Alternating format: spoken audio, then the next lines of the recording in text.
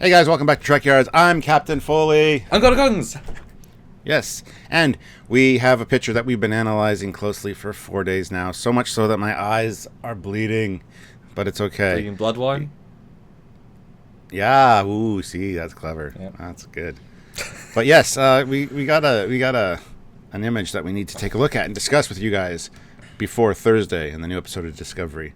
It's funny, I didn't even see this in the original trailer for the season 2, so we did our review and then you were like, oh, what do you think of the D7? I'm like, what D7? And you're like, the D7! And I was like, oh my god! So, here's the D7! Didn't I say they'd be in, obviously they've set them up to be in the start of the season, but I was like, we'll have some epic, cool stuff at the end of the season.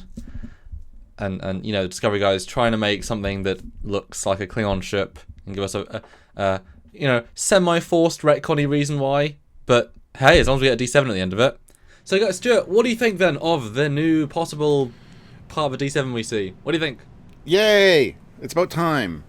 And it's going to be a surprise to the Discovery crew. They're going to be like, I can see them all like taking a step back and like staring at the screen, and all of a sudden and it's going to come in like it did in Star Trek 6, kind of like a weird angle. Oh, you don't think it's going to decloak, do you? Probably. Oh, because D7s had cloak 15 years before they had cloaks, right? Well, we'll take see. What we can get. Take what we can get. We got a D7. Yeah. But yeah, I mean, I think it's going to be impressive. How discoveryized is it going to be? Is it going to be missing the big torpedo launcher on the front of the head? They're going to put it on the nacelles instead? Possibly. They haven't done that before, have they, Stuart? What's that? They haven't done that before, have they, Stuart? No, they haven't. But possibly it could happen. You never know. No, they did. They made Discovery shoot torpedoes out of its nacelles. Oh, in last they episode. didn't. No, they didn't. No, that was just an optical illusion. That was a mistake or something. Oh, we yeah. So you're saying just like Star Trek 6, it was two cloaked ships underneath the nacelles that were firing because they didn't fire anything. That's exactly what happened. Yes, but I mean, from what we see here, you can see the back engineering section part of it. There's a lot of little weird lights all over the place, but that's okay. And you can see the neck and the head and everything looks fine. It looks really detailed and a lot of greeblies and like detail there, which is again fine. More in line with a Katinga than a D7. But who are we to complain? At least it's the right vague shape. We've seen the vague, sense of it from the first episode or the third episode. The first episode it hidden and it looked great. It was just like with the Discovery Enterprise. Now, while those without the discerning eye will look at the Discovery Enterprise and say, oh, it's the same. When you look at them side by side, every single shape, every single curve, every single size, every single length is different. Not a single piece is the same between the two ships. But that is the genius of the design, because it feels ultra similar despite being completely different. I think this ship is going to be the same thing.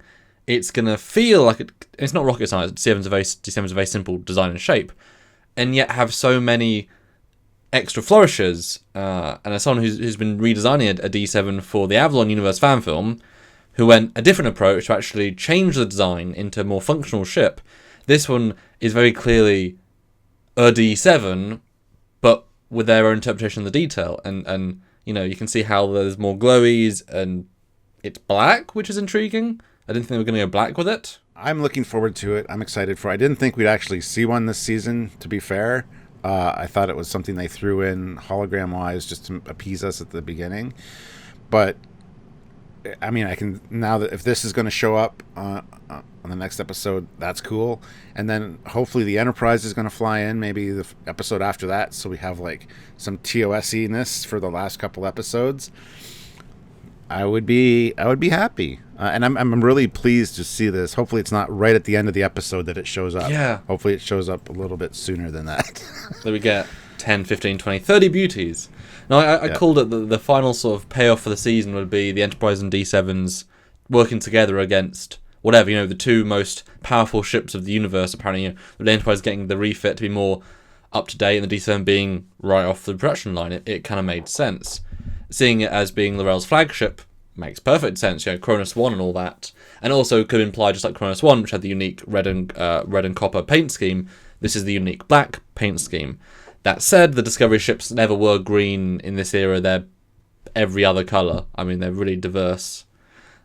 Which you mentioned the little glowy bits. It's funny that the Discovery Klingon designs, which are not at all just Klingon design ships, they're awful, and the designer was told not to design them to like Klingon ships, which is why they don't like Klingon ships. It's a simple, just wrong guy in charge to give the instructions. One thing that we noted is there's no windows anywhere on any of them, which is obviously a useful scale factor, and a lot of the details just don't correspond to making sense in this. They've gone the opposite way, apparently, and they've got lots of lights, which I can't possibly see being windows. So I'm intrigued by the 180 to the opposite end of making sense. Yeah. It's like they said, okay, well, everybody's complaining that our first ships don't have any windows, so let's over-window this one just to piss them off, because those fans are going to nitpick. So let's there's still lights everywhere. Yeah. Maybe that's its cloak. It just, against the star background, all these little lights look like stars, so it looks invisible. I don't know. I don't know what to say. But yeah, a lot of them, they do, especially on this closest engineering part, the way they're scattered, they do not feel like windows of any kind. I don't understand. They're even on the top of the secondary hull there. It's out of context, of course, and it's just a quick shot. We weren't even really supposed to see it, except for subconsciously. This still is, and I think they're going to earn lots of points back. It's a big chance for them to fix one of their mistakes and just the Klingon aesthetic. And this is going to be I think it'll be a great one that Eagle Moss will make, and we'll all have in our homes. Because what would a truly modernized D7 look like, with lots of details and lots of cool things, and even more weapons and even more this and this. I'm excited to see it. Based on the scaling, the perspective of this shot is going to be. They can't, just like with the Enterprise. It is 289 meters, and then the guy said, "Oh, we can't make it look small compared to the Shinjo and Discovery, so let's make it bigger." But the ship's not that big. Shut up. And so they can't Klingon ships be correct size, because then Discovery will look absolutely massive, and that's not because the Klingons are wrong size, because they did the Discovery the wrong size from the get-go. So now this D7 is going to be even bigger, and so now we're adding the same problem of D7s in 25.5 are a third bigger than the D7 7 years later, and it's like, why did the D7 shrink by 45%? Oh, we're just going to retcon out the other D7. So now the Katinga's really small? Oh, we're going to retcon out the Katinga. Oh, but now the Vorcha feels small. Let's retcon the Vorcha to be bigger. Oh, but now the Negvar's small. Let's retcon the Negvar. Oh wait, now now they don't think that far ahead, my friend. I know. So I just think they're going to upscale it to fit in their universe while actively, not thinking about how big it is for the. Well, that said though, every single Klingon ship in the Discovery era that isn't this one is massive. Is absolutely insanely big, and so if they were to make a ship actually the size of the D7, as we've shown in multiple of our charts, it would look tiny, despite it being the canon official size of that ship. So it's kind of like they've put themselves in another corner. But they don't, because in a way, because the Enterprise, as we saw, the display graphic that was there had the proper sizes on it from the Franz Joseph technical manual. This is the right lengths. It's on screen, but yeah, like you said, visually they have to make it look bigger, and they just don't care. They're just not going to say that. They're not going to say anything about the sizes externally. Yeah, Meh. they're only going to focus on their show and not how it fits into the universe, because they can't. At this point, they're too far down the rabbit hole. They can't reconnect everything. And the best we're going to get is looks Klingon, sounds like Klingon, is just bloody massive. Which is better than ships that don't look like Klingon, don't sound like Klingon, and are even more bloody massive. But seriously, I can't wait. As soon as we saw it in the trailer, that was the best bit of the Season 2 trailer. Because it was like, you actually listened. And the same with the hair, you actually cared. Season 1 was a futility of them not caring, and so it's great to see. And it could be, honestly, the best D7 we've seen yet. It easily could be. Yep. My speculation is it's going to look very similar to a Katinga. I don't think they're going to redesign anything specifically. I'm wondering about the nacelles, perhaps, whether they're going to change the shape of those or the look of those. But I have a feeling that it's just going to be basically a Katinga.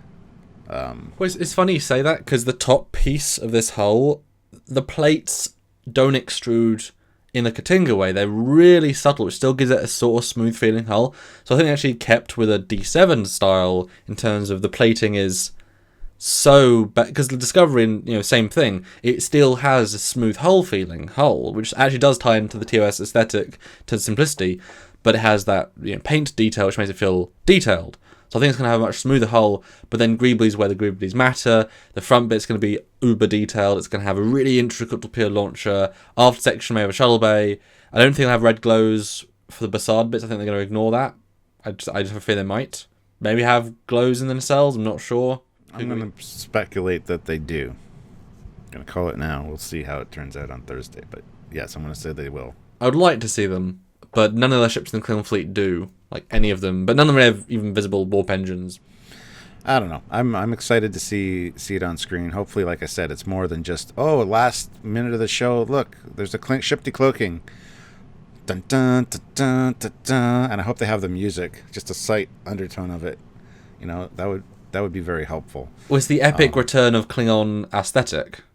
We haven't had a Klingon looking thing for years now, and I think you might be right that even though I think the safest bet for it to come right at the start or sort of in the middle when they get to this planet, but as lots of the previous episodes have had a sort of a hook at the end where stuff's happening, it's not as gripping as it could be, and then there's suddenly a hook at the end. It's like, that teases the next episode, and then the episode again, slow build, hook at the end. So it might just be an end beauty. Let's officially call it. When do you think it'll show up in the episode? 12 minutes in.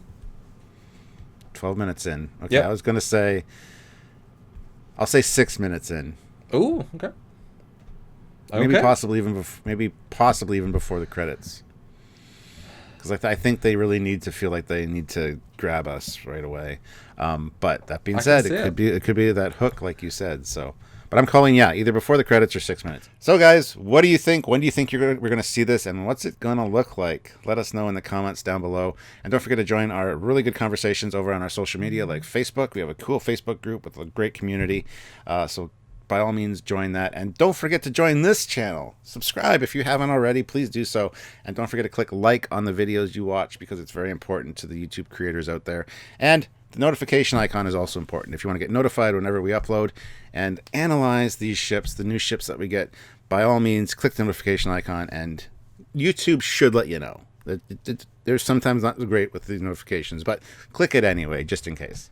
I'm doing this was kind of a fun little teeny joke episode, but we're really excited to look at the big one as soon as the episode comes out because it's just going to be fun. But if you want to support shows like this, like our Saturdays, like our guest shows, anything and everything, then please do support us on Patreon, the monthly donation service. Literally, even $1 a month does build up. If 100 of you give $1, makes a big difference to our way we do this show. Or join our lives every single week. We do them at least 2, if not 3, sometimes 4 times a week. Join the conversation, join our amazing fan base, and give a super chat if you want to support the channel and have your question, comment, or just thought read out live on air. Or give us a one-time donation at Trekyards.com, or buy any of the cool things via our down below links. There's multiple ways of helping via Eaglemoss or via Everpress or Teespring. There's all the ways. Probably most of them still active, and just have fun, buy stuff, get cool stuff, and support us. And thanks so much. That's right. So until next time, guys, and hopefully our predictions are correct. At least one of our predictions is correct. Until next time, I'm Captain Foley. I'm Con Kongs. Bye, guys. Bye, everybody.